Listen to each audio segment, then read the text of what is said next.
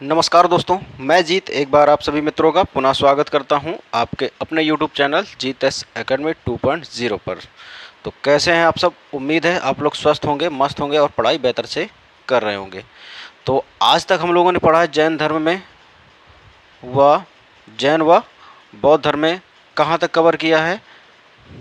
Question number 41 तक। ठीक है, अब इसके आगे हम लोगों को कवर करना है, जिसके थ्रू बेसिक भी पॉइंट बताएंगे और एमसीक्यू। तो पहले थोड़ा कुछ एमसीक्यू करते हैं, क्योंकि कल जो मैंने बहुत सारी बातें बताई थी, परसों बताई थी, यानी 2 लेक्चरों में जो बता चुका हूँ वो उन्हीं से संबंधित एमसीक्यू है। तो उनको पहले सॉल्व करते फिर आगे बढ़ते हैं। बताने की ज़रूरत नहीं है कि जैन धर्म बौद्ध धर्म क्या ऑल वन डे एग्जाम के लिए बहुत ही बेहतर पढ़ के जाना होता है, क्योंकि ये बहुत सी चीज़ें जो इधर की उधर और उधर की इधर होती हैं। ठीक है, तो बात करते हैं अपने एमसीक्यू पर बिना समय गवाए। तो चलिए आज के एमसीक्यू को देखते हैं। क्वेश्चन नंबर 42 क्या कहता है? निम्नलिखित में से किस नगर में प्रथम बौद्ध संगीति हुई थी? तो मैंने आपको कल ही बताया था प्रथम बौद्ध संगीति कहाँ हुई थी, तो राजगृह में हुई थी। मैं रिपीट नहीं करूँगा, जो मैं बता चुका हूँ बेसिक पॉइंट। अब यदि आपको देखना है तो आप जाकर देख सकते हैं। ओके, पहले वाली क्लास। जो तीसरा है 43 क्वेश्चन नंबर है, तो वो कहता है बुद्ध के जीवन की 4 महत्वपूर्ण घटनाएं संबंधित स्थानों को नीचे दिए गए हैं, जिनको मतलब इसके कुल मिला के मैचिंग इसके साथ में खेलना है। ओके, यदि बात करें यहाँ पे तो 43 क्वेश्चन की, तो 43 में मैचिंग चलो देखते हैं। जैसा कि मैंने इसमें टिक लगा ही दिया था, तो जैसा कि जन्म कहाँ हुआ था, तो आप सभी को पता होगा कि जन्म हुआ था लुम्बिनी में। ओके, नेपाल के पास। अब निधन कहाँ हुआ? तो कुशीनगर में हुआ था। और प्रथम ज्ञान यानी प्रथम ज्ञान की प्राप्ति कहाँ हुई थी? तो बोध गया में। और प्रथम जो वचन या प्रथम उपदेश कहाँ दिया था? तो सारनाथ में दिया था। यानी समझ में आ गया कि एक का 3 और बी का दूसरा और सी का पहला और डी का चौथा, यानी सी इज ऑप्शन राइट हो जाएगा। नेक्स्ट क्वेश्चन की तरफ बढ़ते हैं हम। नेक्स्ट क्वेश्चन क्या कहता है? नेक्स्ट क्वेश्चन कहता है निम्नलिखित में से कौन सबसे पूर्वकालिक जैन ग्रंथ है? तो पूर्वकालिक मैंने बहुत सारे आपको जैन धर्म व बौद्ध धर्म की पूरी किताबें बता चुका हूँ। कौन कौन सी बुक्स क्या है जैन धर्म की हैं, कौन कौन सी पुस्तकें बौद्ध धर्म की हैं। ठीक है, तो इसमें ज़्यादा बात करने की ज़रूरत नहीं, सीधे डायरेक्ट आंसर पर आते हैं। तो आपका 44 का जवाब हो जाएगा option number C is right हो जाएगा, जो कि 14 पूर्वा ग्रंथ के नाम से जाना जाता है। ओके, तो यानी 14 पूर्वा ग्रंथ जो कि महत्वपूर्ण ग्रंथ है, यानी विकल्प नंबर ऑप्शन सी से आपका राइट हो जाएगा। अब जो क्वेश्चन नंबर 45 कहता है आजीवक संप्रदाय के संस्थापक कौन थे? आजीवक संप्रदाय के संस्थापक कौन थे? तो आप बोल सकते हैं जो 45 का आपका जवाब होगा, 45 का आपको हो जाएगा मौखली गोसाल या मौखली पौतीस या मौखली गोसाल। ओके, अब बात करते हैं यहाँ पे क्वेश्चन नंबर 46 कहता है भागवत संप्रदाय के विकास में किसका योगदान अत्यधिक था? कौन सा? भागवत संप्रदाय। तो जो भागवत संप्रदाय था उसमें सबसे ज़्यादा अत्यधिक योगदान किसका था? तो 46 का आपका जवाब सही हो जाएगा विकल्प नंबर ऑप्शन कौन सा? ऑप्शन बी, यानी हिंद और यूनानी का। ठीक है, अब फिर क्वेश्चन नंबर 47 कहता है कि भगवान महावीर का प्रथम शिष्य कौन था? भगवान महावीर का प्रथम शिष्य कौन था? तो देखिए जो 47 है इसका आपका जवाब हो जाएगा 47 का विकल्प नंबर ए, यानी जमाली जो थे इनके प्रथम शिष्य थे। किसके? भगवान महावीर के। ठीक है, फिर बढ़ते हैं क्वेश्चन नंबर 48। बहुत ही शानदार क्वेश्चन है, इसको कवर करते हैं। कहता है त्रिरत्न जो कि सम्यक धारणा, सम्यक चरित्र और सम्यक ज्ञान जिस धर्म की महिमा है वह धर्म कौन है? तो नॉलेज, फैथ, करेक्टर मैंने आपको बताया था। तो ये किसका है? तो आपका 48 का विकल्प नंबर हो जाएगा जैन धर्म, यानी विकल्प नंबर आपका सी इज राइट हो जाएगा। क्वेश्चन नंबर 49 क्या कहता है? 49 क्या कहता है कि कुशीनगर मल्ल गणराज्य की राजधानी थी। ठीक है, तो कथन कहता है, कथन ए, कथन आर क्या कहता है कि महात्मा बुद्ध का महापरिनिर्वाण कुशीनगर में हुआ था। तो आपको पता करना चाहिए कि देखिए, अब इसके विकल्प के बारे में बात करते हैं। तो विकल्प पहला है आपका ए आर दोनों सही हैं, ए आर दोनों सही है, आर ए की व्याख्या करता है। तो ए आर दोनों सही है क्या? आर ए की व्याख्या करता है? तो बिल्कुल नहीं करता है। ठीक है, विकल्प नंबर यदि बी की बात करें हम यहाँ पे, तो ए आर दोनों सही है, आर ए की व्याख्या नहीं करता है। तो ये विकल्प आपका राइट हो जाएगा, क्योंकि जो आर है, महात्मा बुद्ध का परिनिर्वाण कुशीनगर में नहीं हुआ था। ठीक है, इतनी बात समझ में आई। अब यदि बात करें यहाँ पे जैन धर्म में मोक्ष प्राप्ति को क्या कहते हैं, तो कैवल्य कहते हैं। याद रखिएगा, कैवल्य कहते हैं। और यदि यहीं पे कहे कि जैन धर्म की सबसे प्रमुख पुस्तक कौन है, तो 14 पूर्व पुस्तक है। जो महावीर स्वामी ने कौन कौन से उपदेश दिया है, उसका संकलन है 14 पूर्व ग्रंथ में। तो ये आपका कैवल्य याद रखिएगा, 14 पूर्व ग्रंथ जो महावीर है वो भी याद रखिएगा। ठीक है, अब बात करते हैं, थोड़ा सा बात समझिएगा, यहाँ पे थोड़ा बेसिक पॉइंट समझते हैं। क्योंकि श्वेतंबर और दिगंबर की मैंने कल कहा था कि मैं आपको कल बताऊंगा जब बटा था। ये 2 पार्टों में हो गया था, श्वेतंबर और दिगंबर। कौन? जैन धर्म बट गया था। तो उसको थोड़ा समझ लेते हैं। जैन धर्म क्या हुआ भैया? 2 भागों में बट गया, एक श्वेतंबर और दूसरा दिगंबर। ओके, दिगंबर। श्वेतंबर क्या था कि ये स्थूल भद्र के नेतृत्व में विचारधाराएं शामिल थी, और इसमें भद्र बाहु की विचारधाराएं शामिल थी। यानी दिगंबर में भद्र बाहु की विचारधाराएं सम्मिलित थी, और श्वेतंबर में स्थूल भद्र की विचारधाराएं सम्मिलित थी। ठीक है, अब जो श्वेतांबर जो थे वो क्या करते थे? श्वेत वस्त्र धारण करते थे। लेकिन जो दिगंबर थे तो दिगंबर। ठीक है, तो मतलब ये आसमान को ही अपना क्या वस्त्र समझते थे, यानी ये बिना वस्त्र के ही रहते थे, निर्वस्त्र। ओके, और ये क्या कहते थे कि इनका कहना था, जो श्वेतांबर थे इनका कहना था कि फीमेल को भी मोक्ष प्राप्त हो सकता था। तभी इन लोगों ने क्या किया था, 19वीं जो तीर्थंकर थी, 19वें नंबर की तीर्थंकर, तो मल्लीनाथ, क्या नाम था उसका? मल्लीनाथ, जो महिला थी उनको भी तीर्थंकर का बनने का मौका दिया था। ठीक है, और जो कि इसकी बात करें दिगंबर, तो ये क्या कहते थे? मल्लीनाथ को ये पुरुष मानते थे। ठीक, इतनी बात समझ में आई। अब यहाँ पे यदि हम बात करें कि जैन धर्म के बिखराव की समाप्ति करने के लिए जब ये दोनों अलग अलग विचारधाराएं होने लगी, तो ये ऐसे में इनका क्या हुआ कि एक तरफ श्वेतांबर हो गया, एक तरफ दिगंबर हो गया। तो ऐसे में इनका जो धर्म था वो बिखरने लगा। ठीक है, तो इस धर्म को एकत्र करने के लिए इन्होंने कहा कि 2 हम लोग क्या संगीतियाँ बुलाते हैं। ठीक है, जैन धर्म में भी संगीतियाँ बुलाई गई। ठीक है, कितनी संगीति बुलाई गई? तो 2 संगीति बुलाई गई। ठीक, एक तो किस लिए बुलाई गई? तो जैन धर्म के बिखराव को समाप्त करने के लिए बुलाई गई। ठीक है, तो जो पहली संगीति बात करें कहाँ पर होती है, तो मगध में होती है। कहाँ पर होती है? जैन धर्म की पहली संगीति कहाँ होती है? मगध में होती है। ये मगध में क्या बोल सकते हैं? पाटलिपुत्र भी बोल सकते हैं। वहाँ पे कहाँ पर होती है? पाटलिपुत्र पर। ठीक, होती है। और किसके नेतृत्व में होती है? तो स्थूल बाहु के नेतृत्व में होती है। स्थूल बाहु के नेतृत्व में होती है। और वहीं पर स्थूल बाहु, तो वहीं पे भद्र बाहु द्वारा पुस्तक लिखी जाती। देखिए, होती कहाँ पर है? मगध में कहाँ पर? पाटलिपुत्र में। किसके नेतृत्व में? तो स्थूल बाहु के नेतृत्व में। लेकिन पुस्तक लिखी जाती है 12 अंग। बात थोड़ा समझिएगा, 12 अंग नामक पुस्तक लिखी जाती है। वो कौन लिखता है? तो भद्र बाहु लिखते हैं। यानी आपसे क्वेश्चन पूछेगा कि 12 अंग पुस्तक के राइटर कौन है? 12 अंग पुस्तक के राइटर कौन है? तो भद्र बाहु।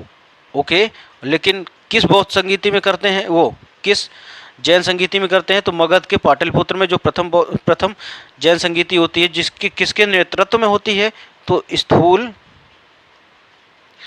बाहु के नेतृत्व में होती है। लेकिन पुस्तक कौन लिखते हैं, तो भद्रबाहु लिखते हैं। फिर इसके बाद क्या होता है, ये इसकी यदि समय की बात करें तो ये 300 ईस्वी पूर्व की आसपास की बात है, ठीक है। अब यदि बात करें फिर जब दूसरी जैन समिति होती है तो पहले होती है 300 ईसा पूर्व, फिर होती है 600 ईस्वी में। ये 300 क्या है, ईसा पूर्व, ठीक है, ईसा मसीह के पूर्व के समय। फिर इसके बाद 0 आएगा, फिर इसके बाद 600 ईस्वी आएगी, यानी कुल मिला के 900 साल बाद होती है कौन सी, द्वितीय जैन समिति। अब देखिए द्वितीय जब जैन समिति होती है सेकेंड नंबर की, तो तब तक तो जाहिर सी बात है वो तो किसके नेतृत्व में हो गई थी, स्थूल बाहु के, ठीक है। अब यहाँ स्थूल बाहु के नेतृत्व में हो गए थे, अब 900 साल तक तो भद्रबाहु जिंदा नहीं रहेंगे कि हम अध्यक्षता करेंगे, तो ठीक, उनके बदले में कोई और आएगा। तो देखिए पहले दूसरी कहाँ पर होती है, तो बल्लभी में होती है। कहाँ होती है, बल्लभवी में, बल्लभवी में होती है। ये कहाँ पड़ता है, तो गुजरात में पड़ता है, ओके, गुजरात में। अब जाहिर सी बात है जब वहाँ पे भद्रबाहु नहीं होंगे तो कौन नेतृत्व करेंगे, तो देवाधि श्रवण ये नेतृत्व करते हैं इस संगीति का, ठीक है। इस संगीत का क्या करते हैं, नेतृत्व करते हैं। और इसमें जैन मुनियों ने 12 अंग पुस्तक से मिलती जुलती पुस्तक 12 उपांग लिखते हैं। कौन सी, 12 उपांग। तो आपसे क्वेश्चन बनेगा कि जैन धर्म के 12 अंग से मिलती जुलती पुस्तक कौन है, तो 12 उपांग पुस्तक है। और पूछी जाएगी कि भद्रबाहु ने कौन सी पुस्तक लिखी, तो 12 अंग पुस्तक लिखी थी, ओके। इतनी बात समझ में आई, उम्मीद करता हूँ यदि क्लास समझ में आ रही है तो लाइक शेयर कर दीजिएगा और क्लास को कमेंट बॉक्स में बताइएगा भी कैसी लगी, ठीक है। तो बढ़ते हैं अब, ये देखिए हमने इसका बंटवारा कर दिया, आपको बता दिया, ठीक है। तो अब बात कर लेते हैं हम लोग कि इसमें नेक्स्ट क्वेश्चन पे, तो जो क्वेश्चन नंबर हमारा 50 है, 50 क्या कहता है,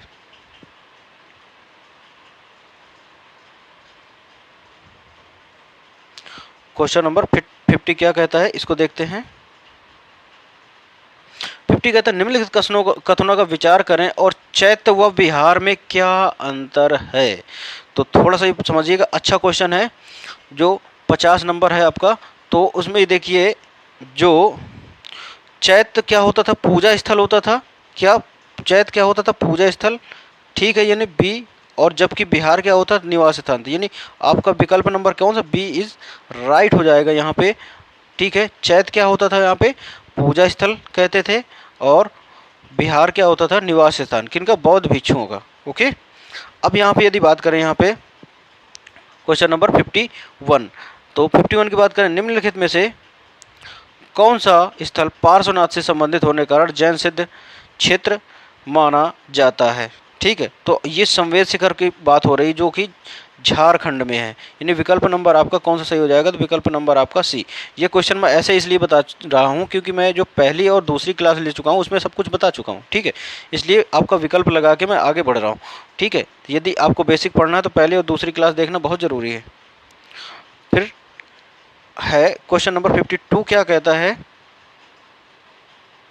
52 कहता है कि बुद्ध की मृत्यु के बाद प्रथम बौद्ध संगीति की अध्यक्षता किसने करी। तो बुद्ध की मृत्यु के बाद प्रथम बौद्ध संगीति की अध्यक्षता किसने करी, तो सबको पता है कि प्रथम बौद्ध संगीति की अध्यक्षता किसने करी, अजातशत्रु, यानी विकल्प नंबर कौन सा 52 का 52 का क्या सही हो जाएगा, विकल्प नंबर, ठीक। ये तो अच्छा, उस समय ये अजातशत्रु थे, उस समय क्या थे, थोड़ा समझिएगा, ये वहाँ पे राजा थे, ओके। अजातशत्रु क्या थे, वहाँ पे राजा थे। लेकिन यदि यहाँ पे अध्यक्षता की बात कर रहा है, ये शब्द थोड़ा सा गौर करिएगा, अध्यक्षता की, तो अध्यक्षता बोले या पुरोहित बोले तो वहाँ आपको महाकश्यप को टिक करना पड़ेगा, यानी विकल्प नंबर आपका ए इसका राइट होगा, ना कि सी राइट होगा, ठीक है। अब बात करते हैं क्वेश्चन नंबर 53 की। 53 क्या कहता है, निम्नलिखित में से बुद्ध के जीवन काल में, क्या कहता है, निम्नलिखित में से बुद्ध के जीवन काल में ही संघ प्रमुख होना चाहता था, ठीक। तो कौन, तो देखिए जो 53 का आपका जवाब हो जाएगा, जो देवदत्त था, ये क्या कह रहा था, कि बुद्ध के जीवन काल में ही संघ का प्रमुख होना चाहता था। कौन? देवदत्त। ओके, लेकिन ये बन नहीं पाया था। ठीक, अब बात करें यहाँ पे क्वेश्चन नंबर 54 कहता है कि हेलियोडोरस व बेसनगर अभिलेख संदर्भित हैं। हेलियोडोरस व बेसनगर अभिलेख संदर्भित हैं, तो किससे संदर्भित है? तो देखिए 54 की यदि विकल्प की बात करें तो ये वासुदेव से संबंधित है। किससे? केवल वासुदेव से संबंधित है। ठीक है, अब यहाँ पे बात करें, यहाँ पे क्वेश्चन नंबर 55 क्या कहता है? बौद्ध धर्म के विषय में कौन से कथन सही है? बौद्ध धर्म के विषय में कौन से कथन सही है? तो इनमें से कोट दिए हुए हैं। कोट कहता है उन कोट कह रहा है हमारा 55 में क्या कहता है कि उसने वर्ण, एक नंबर कह रहा है कि उसने वर्ण जाति को अस्वीकार किया था, तो बिल्कुल सही है, यानी आपका ये सही है। अब क्वेश्चन दूसरा विकल्प कह रहा है कि उसने ब्राह्मण वर्ग की सर्वोच्चता एवं समाज कोटि को चुनौती दी थी, तो ये भी सही है। और फिर तीसरा आपका विकल्प कहता है कि उसने कुछ एक शिल्पों को हीन निम्न माना था, तो ये भी आपका विकल्प सही है जो बौद्ध धर्म के विशेष में है, यानी विकल्प नंबर आपका सी इज राइट हो जाएगा। यहाँ पे बढ़ते हैं नेक्स्ट क्वेश्चन की तरफ। 55 का आपका जवाब सी सही हो जाएगा। 56 देखते हैं, वासुदेव कृष्ण की पूजा सर्वप्रथम किसने आरंभ की थी? जो 56 है उसका जो क्या क्वेश्चन है कि वासुदेव कृष्ण की पूजा सर्वप्रथम किसने प्रारंभ की थी? तो इसका जवाब विकल्प हो जाएगा option number A is right हो जाएगा। सातवों ने वासुदेव कृष्ण की सर्वप्रथम पूजा प्रारंभ की थी। ठीक है, क्वेश्चन नंबर यहाँ पे कहता है कि 4 स्थानों में बौद्ध संगीतियाँ हुई थी। ठीक है, तो उनका कालानुक्रम नीचे दिया गया है, तो पहले कहाँ हुई थी, फिर कहाँ, फिर इसके बाद हमको क्रम बताना है। तो पहला मैंने आपको बताया था, मैंने कल ही आपको बता दिया था, पहले राजगीर में हुई थी। कहाँ? राजगीर में हुई थी। पहले आपका विकल्प कौन सा सही हो जाएगा? 1 नंबर में राजगीर हो जाएगा। ओके, अब फिर दूसरे नंबर में कहाँ हुई थी? तो वैशाली में हुई थी, यानी विकल्प नंबर 2 में वैशाली हो जाएगी। और तीसरे नंबर की बात करें तो पाटलिपुत्र में हुई थी, जो कि 255 ईसा पूर्व हुई थी। और यदि चौथी बात करें तो कुंडल ग्राम में हुई थी, यानी ये तीसरी हो जाएगी, ये चौथी हुई थी जो कि कुंडल ग्राम में हुई थी प्रथम सदी, यानी प्रथम ईस्वी में। ठीक है, तो यानी आपका विकल्प सही हो जाएगा कि 2 1 4 3 2 1 4 3, यानी विकल्प नंबर 2 1 4 3 विकल्प नंबर आपका डी इसका राइट हो जाएगा। ओके, उम्मीद करता हूँ समझ में आ गया होगा, यानी 57 का विकल्प नंबर डी आपका राइट हो जाएगा। 58 क्या कहता है कि गौतम बुद्ध ने अपनी मृत्यु के उपरांत बौद्ध संघ के नेतृत्व के लिए किसे नामित किया था? तो बौद्ध संघ के लिए इनका सबसे, देखिए जो 58 है उसकी यदि बात करें ऑप्शन की, तो आनंद को या महाकश्यप को या उपाली को या इनमें से कोई नहीं। ठीक है, तो 58 का जो आपका जवाब हो जाएगा, तो इनमें से कोई नहीं। ठीक है, इनमें से किसी को नहीं, क्या गौतम बुद्ध ने किसी को नहीं नेतृत्व करने के लिए क्या नामित किया था। ठीक, अगर नामित किया होता तो हालांकि वहाँ पे महाकश्यप होना चाहते थे लेकिन नहीं हो पाए थे। ठीक है, यानी विकल्प नंबर आपका डी इज राइट हो जाएगा। 58 का विकल्प number D is right. Question number 59 देखते हैं क्या कहता है।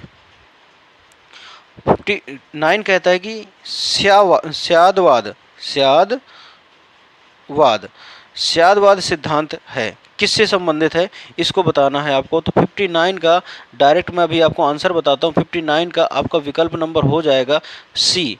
59 का विकल्प नंबर सी, 59 का विकल्प नंबर सी, जो कि जैन धर्म से संबंधित है। और फिर यहाँ पे स्यायवाद किससे संबंधित है? तो जैन धर्म से संबंधित है। 59 का आपका विकल्प नंबर सी हो जाएगा। और क्वेश्चन नंबर 60 की बात करेंगे, गौतम बुद्ध का जन्म कहाँ हुआ था और कब हुआ था? गौतम बुद्ध का जन्म कहाँ हुआ था और कब हुआ था? तो गौतम बुद्ध का जन्म 563 ईस्वी में हुआ था। कब हुआ था? 563 ईस्वी में हुआ था। और यदि कहाँ पर हुआ था गौतम बुद्ध का जन्म, तो मैंने आपको बताया था लुम्बिनी में हुआ था। कहाँ पर हुआ था?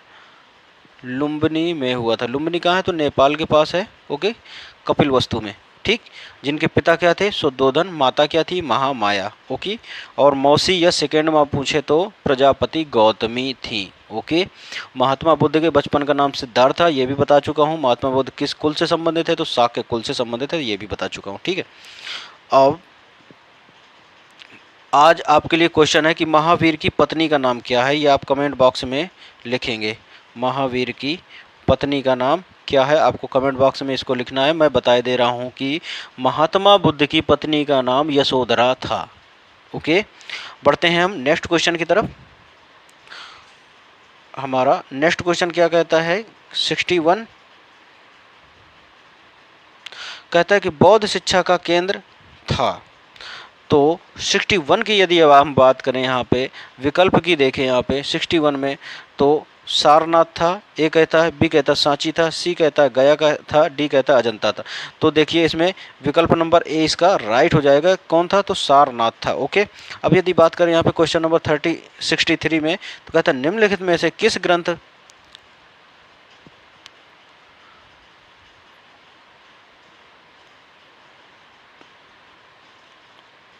शिक्षा का केंद्र, ओ सॉरी गलत हो गया क्वेश्चन हम लोगों ने। तो इसका विकल्प नंबर यदि बात करें यहाँ पे,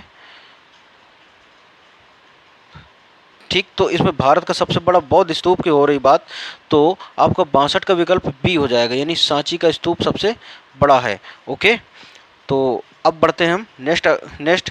तो कहता है निम्नलिखित में से किस ग्रंथ में सर्वप्रथम देवकी पुत्र कृष्ण का वर्णन किया गया है। तो 63 का विकल्प आपको सही हो जाएगा कि छंदोमयी उपनिषद है, उसमें देवकी पुत्र कृष्ण का वर्णन किया गया है। क्वेश्चन नंबर 64 कहता है कि जैन समुदाय में प्रथम विभाजन के श्वेतांबर संप्रदाय के संस्थापक थे। तो जैन धर्म मैंने अभी बताया 2 भागों में बटा, ठीक है। तो एक का नेतृत्व किसने किया, स्थूलभद्र ने, और दूसरे का भद्र बाहु ने, ठीक है। तो आपका यहाँ पे 64 का विकल्प सही हो जाएगा। जो श्वेतांबर का नेतृत्व किया तो किसने किया, तो स्थूल भद्र ने, यानी विकल्प नंबर ए आपका राइट हो जाएगा। क्वेश्चन नंबर बढ़ते हैं नेक्स्ट की तरफ। 65 क्या कहता है, इसको देखते हैं। 65 कहता है कि भारत में सबसे प्राचीनतम विहार कौन सा है।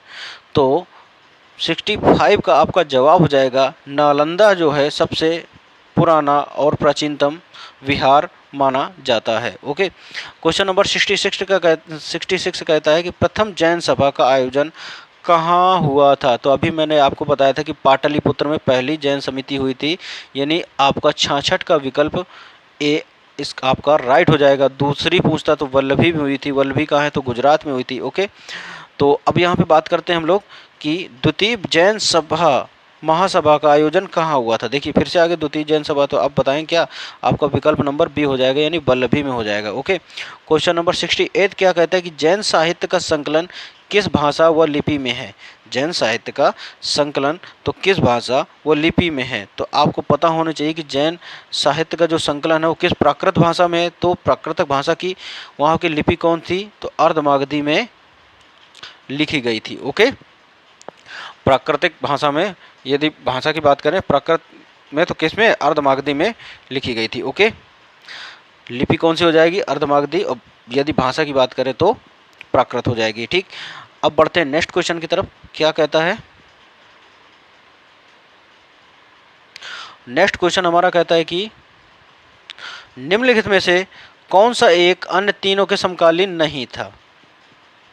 तो यदि जैसे हम बात करें यहाँ पे बिंबिसार, गौतम बुद्ध, प्रजसेन, ये देखो तीनों एक दूसरे से संबंधित हैं। ओके, मैं बता चुका हूँ पहली वाली क्लास में, लेकिन मिलिंद का मैंने नाम कहीं नहीं लिया था, यानी विकल्प नंबर आपका सी इज राइट हो जाएगा। क्वेश्चन नंबर 70 क्या कहता है कि निम्नलिखित कथनों पर विचार कीजिए। कहता है नंबर 1 क्या कहता है कि 70 का नंबर 1 क्या कहता है कि वर्धमान महावीर की माता लक्ष्मी नरेश के चेतक की पुत्री थी। तो यदि हम कहें तो चेतक की पुत्री नहीं थी। ठीक है, दूसरा है कि गौतम बुद्ध की माता कोलिया राजवंश की राजकुमारी थी। तो यदि हम बात करें यहाँ पे तो जरूर थी, कोलिया वंश की राजकुमारी थी। ठीक है, यानी आपका 2 विकल्प सही हो जाएगा। और जो तीसरा है कहता है कि 23वें तीर्थंकर पार्श्वनाथ बनारस के थे। तो जो 23वें तीर्थंकर पार्श्वनाथ बनारस के थे, तो ये भी आपका जवाब सही हो जाएगा, यानी 2 और 3 आपका विकल्प सही है। ओके,